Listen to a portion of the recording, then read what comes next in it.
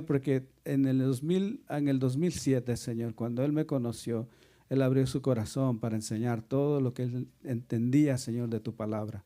Y por esos 2 años y medio que yo estuve estudiando con Él, Señor, aprendí muchísimo. Gracias por su vida, gracias también por su humildad, Señor. Ahora, Señor, ser un miembro en la iglesia de uno de sus estudiantes.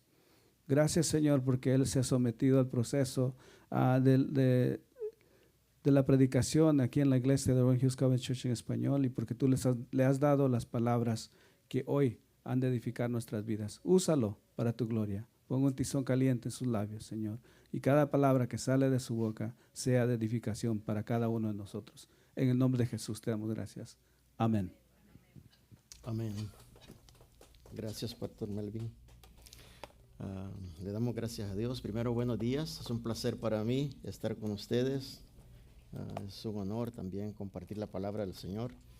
Y bueno, el título del sermón es Sí puede ser mejor. Y vamos a estar aprendiendo un poco sobre el amor, ¿verdad? Ese es el tema, el amor, el gran mandamiento. Y bueno, hoy seguiremos estudiando un pasaje en el Evangelio de Marcos. En las semanas anteriores estuvimos estudiando de cómo grupos religiosos trataron de tenderle una trampa al Señor Jesús para sorprenderle en alguna palabra que lo pudiera poner en problemas, tanto en lo político, con el pago del impuesto al César, o en lo religioso también, preguntando sobre la resurrección. Y hoy estaremos estudiando el pasaje sobre el gran mandamiento. Y bueno, vivimos en un mundo quebrantado, lleno de pecado. Entiéndase como pecado simplemente todas las cosas que nos separan de Dios. Vivimos en una época en donde todo es accesible, en una época de mucha información, en una época en donde el pecado puede ser disfrazado fácilmente, en donde casi todo es ok. En la época de la normalidad, es normal que muchas cosas pecaminosas para el mundo se casan ahora personas del mismo género, y está bien para el mundo. Es normal, hasta algunas iglesias están aceptando que esto sea ok. Algunos disfrazan las cosas diciendo que Dios no había terminado de hablar. Los 66 libros de la Biblia necesitan ser revisados, porque Dios tiene que hablar para los que estamos viviendo en esta era. La mentira, el odio, el validar el pecado, etcétera, son contribuyentes a separarnos de Dios. Hay un par de textos en la Biblia que cambiaron mi vida por completo. Fueron los textos que dieron razón a mi existencia. Uno de estos textos se llama Shema. Si algunos lo han escuchado, me imagino. Esta semana lo estuvimos estudiando. O sea, el gran mandamiento. Y si gusta ponerse de pie, creo que vamos a tener en la pantalla. Vamos a estudiar el gran mandamiento en Marcos 12, 28 al 34. Marcos 12, 28 al 34, y leemos la escritura, y dice: acercándose uno de los escribas que le había oído disputar y sabía que les había respondido bien, le preguntó: ¿cuál es el primer mandamiento de todos? Jesús le respondió: el primer mandamiento de todos es: oye Israel, el Señor nuestro Dios, el Señor uno es, y amarás al Señor tu Dios con todo tu corazón, con toda tu alma y con toda tu mente y con todas tus fuerzas. Este es el principal mandamiento. Y el segundo es semejante: amarás a tu prójimo como a ti mismo. No hay otro mandamiento mayor que estos. Entonces el escriba le dijo: bien, maestro, verdad has dicho, que uno es Dios y no hay otro fuera de él. Y el amarle con todo el corazón, con todo el entendimiento, con todo el alma y con todas las fuerzas, y amar al prójimo como a uno mismo, es más que todos los holocaustos y sacrificios. Jesús entonces, viendo que había respondido sabiamente, le dijo: no estás lejos del reino de Dios. Y ya ninguno osaba en preguntarle. Bueno, vamos a orar por la palabra del Señor. Amén. Que Dios deposite en nuestros corazones la palabra. Amén. Señor, te damos gracias por el regalo de la vida. Tú eres nuestro Dios y estamos confiados en ti, Señor. Permítenos hacer siempre tu voluntad y que nuestros pensamientos sean producto de nuestra fe, Señor. Te damos gracias en esta mañana. Que seas tú hablando, Señor, que tú seas el que imparte esta palabra.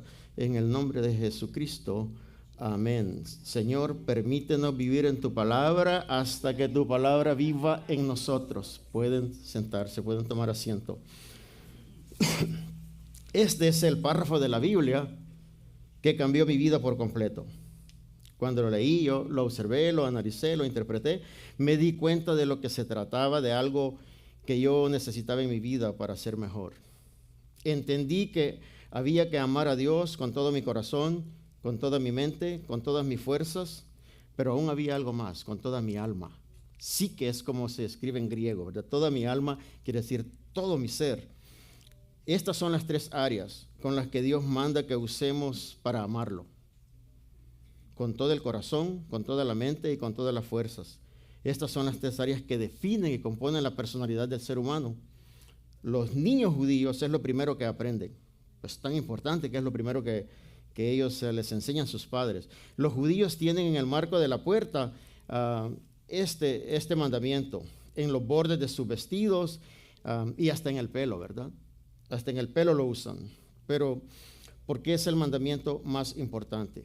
Cuando Dios creó al hombre y a la mujer, estas 3 partes estaban, desde la personalidad, estaban en balance, estaban en equilibrio.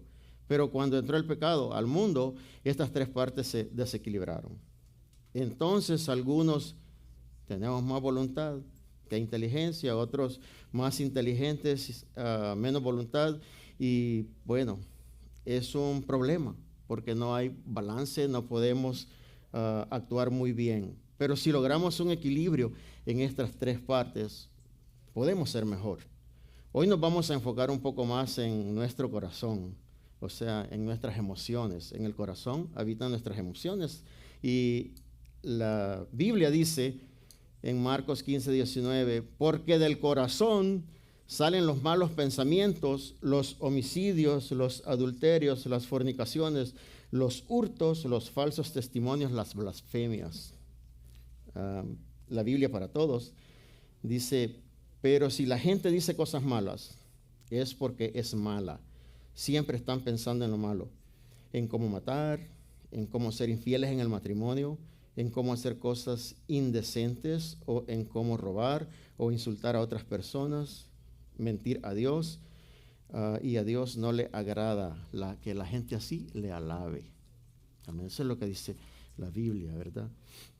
¿Por qué entonces la pregunta de verdad nos preguntamos de cómo llegan los pensamientos al corazón? Es una buena pregunta. ¿Cómo llegan los pensamientos al corazón? Se dice que son provocados por algo que se ve o algo que se escucha. Uno escucha, ve algo y activa ciertas hormonas que son neurotransmisores y se comienza a pensar basado en un estímulo, y estos crean sensaciones que a la vez producen emociones, que es un estado psicofisiológico. Y si estas emociones toman conciencia, se convierten en sentimientos. Entonces, si estás viendo cosas que te invitan a pecar, es muy importante que cambies de canal. Es importante cambiar las cosas que ves, las cosas que escuchas, porque si no son cosas que consagran tu vida a Dios, el ver o escuchar estas cosas te pueden hacer pecar, te pueden llevar al pecado. Cambia de canal o a escuchar cosas saludables, y de esta manera podrás enfocarte en las cosas positivas que mejoran tu relación con Dios y con el prójimo. Siempre tendremos malos pensamientos, siempre vienen y siempre vendrán. Todos los seres humanos los tenemos sin excepción. Hasta la persona más espiritual tiene malos pensamientos. No hay que actuar sobre ellos, simplemente cambia de canal. No debemos sentirnos mal tampoco por este tipo de pensamiento. Solo tenemos que cambiar de canal. Es todo lo que tenemos que hacer. Tomar el control de nuestros pensamientos, porque tú eres lo que tú piensas. Tus pensamientos se convierten en tus acciones y tus acciones definen tu vida. Simplemente por eso. Yo llegué a comprender que amar a Dios y amar al prójimo se tiene que hacer con la misma intensidad. No podemos hacerlo de otra manera.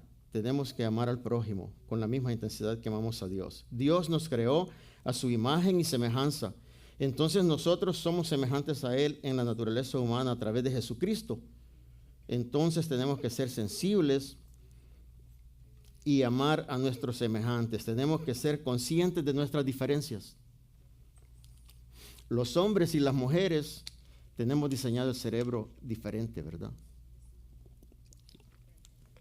Me gusta la manera como un maestro en una de mis clases hizo una analogía y dijo que la mujer tiene el cerebro como un montón de cables, como un espagueti, ¿verdad?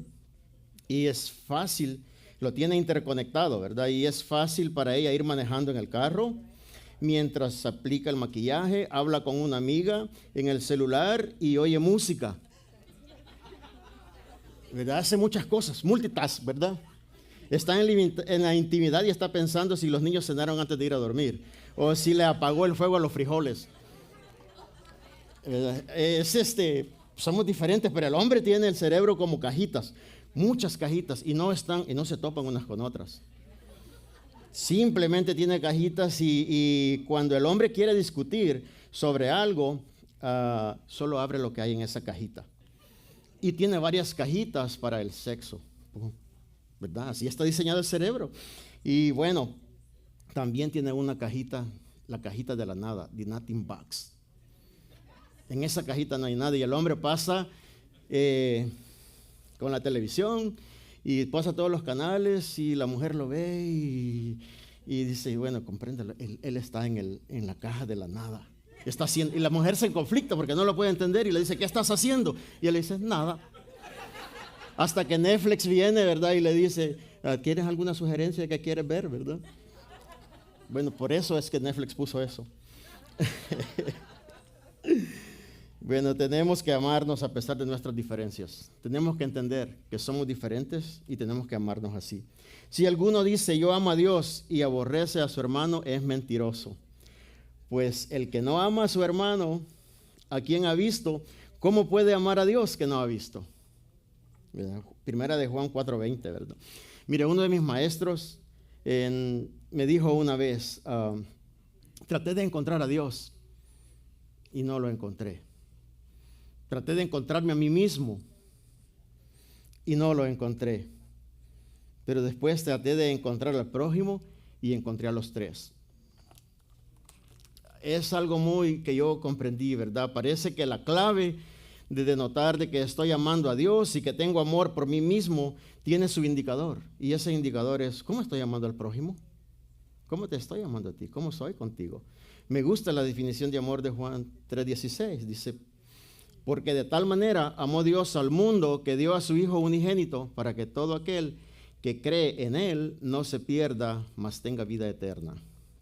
Me gusta porque el amor es un verbo, es una conducta, o sea, un comportamiento. O sea, Dios decidió amarnos, dando a su único Hijo para que seamos salvos. Amar es una acción, es una decisión de dar algo para que alguien más esté bien, o sea, para el beneficio del otro. El amor no es un sentimiento, el amor es una decisión. Yo decido qué quiero dar, yo decido qué puedo aportar para los demás. Y si Cristo es la cabeza de la iglesia y tú eres la cabeza de tu hogar, más te vale que estés pensando bien. Muchos hombres y mujeres tenemos un hogar, una familia. No permitas que tus pensamientos te lleven a perder tu familia. Es duro un divorcio. Escucha esto, es duro un divorcio. Es un proceso doloroso que afecta muchas áreas de tu vida personal, familiar, económica, social, laboral, los aspectos prácticos de la vida diaria. Se pasa por un proceso de amargura, de tristeza, tu autoestima se cae, te sientes rechazado, fracasado, los amigos ya no te ven igual. Es probable que tu expareja hable de tus cosas más íntimas. Y la lista es grande. Y todas estas cosas ahora se ven a través de un lente fragmentado, de cómo ves la vida, así ves tu futuro también. Y así miramos todo lo que nos rodea. Los que hemos pasado por un proceso de vida difícil sabemos que no es el tipo de vida que Dios quiere para ti.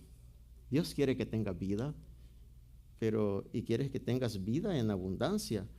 no defraudemos, ¿verdad? Dios no quiere que tengas todo tipo de problemas financieros, que defraudes a tus hijos ni a todo a tu alrededor. Vivamos la vida que Dios quiere, que Él tiene para nosotros. Creo que lo más inmediato que tenemos como prójimo es nuestra familia. Nuestra familia es lo más inmediato donde podemos aplicar todo este amor, ¿verdad? La información que pongas en tu corazón va a definir cuán saludable sea tu matrimonio y tu familia. La Biblia dice: maridos, amad a vuestras esposas como Cristo amó a la iglesia y se entregó a sí mismo por ella, para satisfacerla, también para santificarla. Que tus obras santifiquen a tu esposa mediante la palabra. Ámenlas como a ustedes mismos. Eso dice la palabra. A las mujeres, la Biblia dice que mujeres respeten a su marido, ¿verdad? Algo diferente. No le dice que los amen. ¿Por qué será que el hombre tiene que amarla y la mujer que respetarlo? Bueno, el hombre realmente no necesita muchas flores ni tantos halagos para sentirse amado. El hombre piensa diferente, como lo estamos explicando. El hombre se siente amado cuando es respetado. El hombre se siente amado cuando su mujer lo respeta. Los que son padres no hagan enojar a sus hijos, ¿verdad? Más bien edúquenlos y denles enseñanzas cristianas. Respeten a sus hijos. Sean cariñosos, amorosos, sean comprensivos y no los hagan enojar. Claro, sin llegar a la hiperpaternidad también, ¿verdad? Más bien quien ama a su hijo lo disciplina, pero con amor. Si quieres hijos con los pies en la tierra, ponles una responsabilidad en los hombros, ¿verdad? Hijos, obedeced a vuestros padres en el Señor, porque esto es justo. Honrar a tu padre y a tu madre es el primer mandamiento con promesa. Yo nunca fui amigo de mi padre, ¿sabe? Que crecí creyendo que mi padre me odiaba, ¿verdad? No sabía ni por qué. Yo hacía cosas buenas, todo era muy poco para él. Me gradué de primer bachiller de mi promoción. Tampoco eso le agradó a mi papá. Y nunca recibí una felicitación de él. Él me ponía a hacer trabajos duros, él quería que yo fuera un hombre fuerte cuando aún era un niño. Pero su actitud me debilitaba. Crecí no amando a mi padre. Su manera de protegerme nunca fue con amor ni de amigo, ¿verdad? Recuerdo que cuando me divorcié, él hizo un comentario a mi primo y le dijo: no sé por qué mi hijo está triste si yo le enseñé a ser fuerte. Ese fue el comentario. Y hoy comprendo que él me trataba mal para protegerme, porque era la forma que él conocía de cómo educar a un hijo. Su historia de vida era de esa manera. Mi padre quería que yo no sufriera, ¿verdad? Pero eso provocó que toda la vida yo sintiera cierto rechazo hacia mi padre. Hoy somos los mejores amigos desde hace 5 años, ¿verdad? Estaba rígido cuando lo abracé por primera vez y no se diga cuando le di un beso se puso rojo el viejo. No le rompamos el corazón a los que amamos, porque eso entristece a Dios. Sea lleno del Espíritu Santo. Usted no puede estar lleno de amargura y ser lleno del Espíritu Santo. Usted no puede estar lleno de ira y ser lleno del Espíritu Santo. Apagar el Espíritu es detener la obra que Él quiere hacer en tu corazón. Cuando sintonizas el canal del afán, el canal del temor, el canal de la codicia, ¿verdad? Cuando dejes de apagar el Espíritu, cosas maravillosas van a ocurrir en tu vida. Tendrás paz, se abrirán puertas, ¿verdad? Muchas cosas. La estabilidad emocional se logra cuando andamos por fe y no por vista. Porque el Espíritu de Dios nos hace amar a los demás, así que tenemos que estar siempre alegres y vivir en paz con los demás. Nos hace ser pacientes y amables, tratar bien a los demás, tener confianza en Dios, ser humildes. Esas son las cosas en las que tenemos que pensar. En vez de pensar en otras cosas, en esto tenemos que pensar. Por lo demás, hermanos, todo lo que es verdadero, todo lo justo, todo lo puro, todo lo amable, todo lo que reconoce como una virtud y en todo lo agradable, en eso tenemos que pensar. Y sí se puede ser mejor si pensamos así. Haz paz con tu pasado. Construye una nueva historia de vida a la par del Señor Jesucristo. Pide la guianza del Espíritu Santo. Por la forma que el Señor le trató a este escriba, El escriba le hizo una pregunta sincera. Él tenía una inquietud, tenía curiosidad, y el Señor le dijo: no estás lejos del reino de Dios. Pero no estar lejos o estar cerca es prometedor, pero hay que nacer de nuevo por medio de la fe en Jesucristo. Hay que estar dentro del reino. Y en este pasaje no dice si el escriba entró al reino, pero si tú aún no has entregado tu alma a Cristo, hoy puede ser el día. Si no has tomado esa decisión, reconocer y el darme cuenta que soy pobre espiritualmente y que necesito al Señor, y al aceptarlo me incluye en el reino de los cielos. Eso me pone dentro. Felices los humildes, porque de ellos es el reino de los cielos. Amén. Y si todavía no has tomado esa decisión de estar dentro del reino, si no has aceptado al Señor Jesucristo, hoy es el momento. Hoy puedes hacerlo. Y si alguien necesita oración, hoy podemos orar por él. Amén. Esa es la palabra que Dios quería compartir con ustedes. Amén. Dios le bendiga.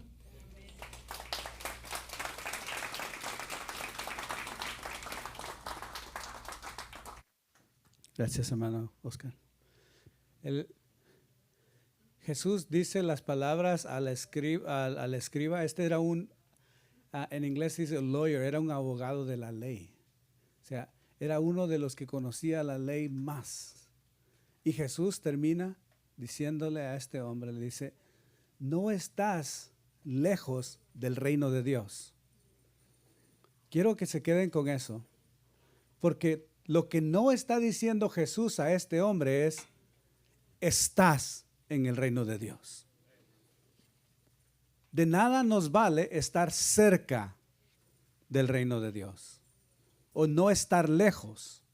No nos sirve de nada, ¿sí?, si no estamos dentro del reino de Dios. Escucha, Israel, el Señor tu Dios uno es. Y amarás al Señor tu Dios.